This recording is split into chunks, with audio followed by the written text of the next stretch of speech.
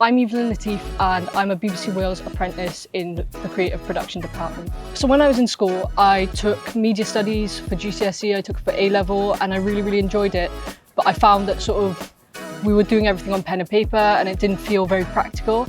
And I guess that's what really motivated me to want to go and do an apprenticeship where I could go straight into the practical stuff and really see how the job's done in real life. In school, I think, as everyone was applying to 5 universities, we weren't really told about apprenticeships too much. I was aware that they existed, but I didn't have much information on them. And I found myself searching up different routes that I could do. And I found this BBC one, and I just thought that would be a great opportunity.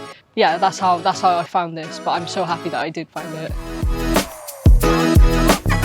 So being on the job and getting paid while I've been learning has been just a great experience, because not only have I been able to learn to manage my own finances, I've also been able to save up money and I'm not in debt. This method of learning on the job for me has been so much more effective than school, and that might not be the case for a lot of people, but it was for me. The most rewarding part of my apprenticeship so far, I think, has just been seeing my own work on TV.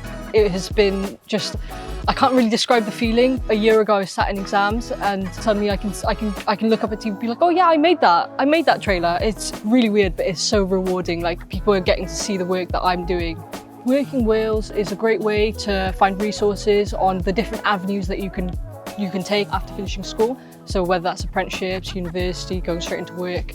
I think one thing I wish that someone had told me when I was in school was that there are other ways of learning that don't involve a classroom and don't involve writing things down in a book and taking exams.